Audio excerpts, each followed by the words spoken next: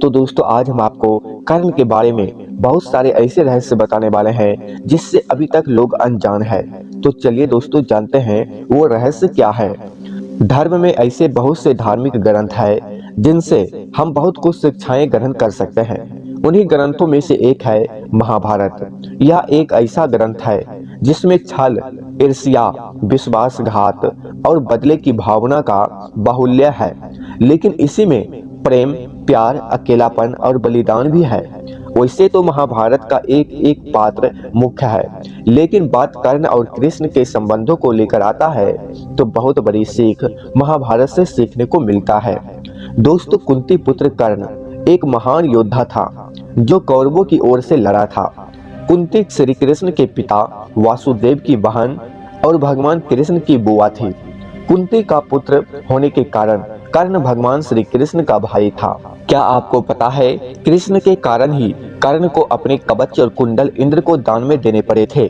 दरअसल श्री कृष्ण ने ही अपनी नीति के तहत इंद्र से कहा था कि तुम ब्राह्मण भेष में कर्ण के पास जाओ और उससे दान के रूप में कवच और कुंडल मांग लो, क्योंकि यदि महाभारत के युद्ध में कर्ण के पास उसके कवच और कुंडल रहे तो उसे हराना मुश्किल है।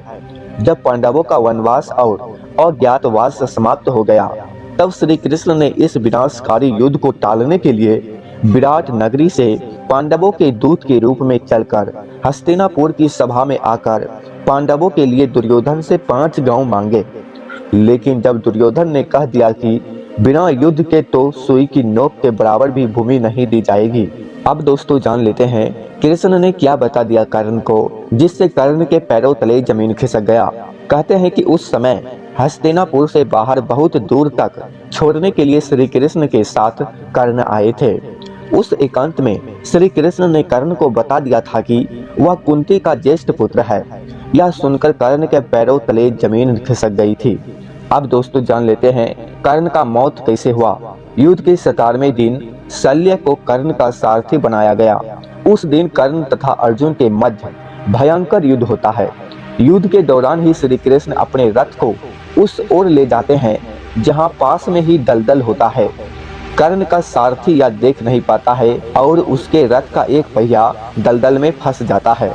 रथ के फंसे हुए पहिए को कर्ण निकालने का प्रयास करते हैं। इसी मौके का लाभ उठाने के लिए श्री कृष्ण अर्जुन के तीर चलाने को कहते हैं। बड़े ही बेरहम से अर्जुन असहाय अवस्था में कर्ण का वध कर देते हैं। आप सभी जानते होंगे कि कर्ण बहुत बड़ा दानवीर थे, लेकिन क्या आप ये जानते हैं कि कर्ण को श्री कृष्ण ने मरते समय भी परीक्षा लिया था। कहते हैं कि कर्ण जब अंतिम सांस ले रहे थे तब श्री कृष्ण ने उसकी एक अंतिम परीक्षा ली। वे उसके पास पहुंचे और कहा कि तुम एक दानवीर हो, क्या मुझे कुछ दान दोगे।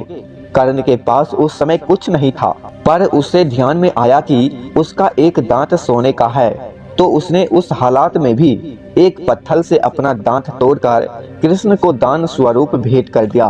कर्ण के भाव को देखकर भगवान श्री कृष्ण बहुत प्रसन्न हुए और उन्होंने कर्ण से कोई भी 3 वरदान मांगने के लिए कहा। अपने पहले वरदान में कर्ण ने कहा कि कृष्ण जब अगला जन्म ले तो सूत लोगों के उद्धार का कार्य करे।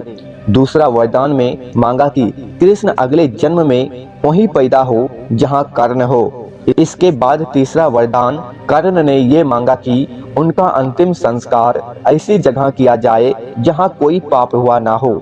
इसी वजह से श्री कृष्ण ने कर्ण का अंतिम संस्कार अपने हाथों के ऊपर ही किया था।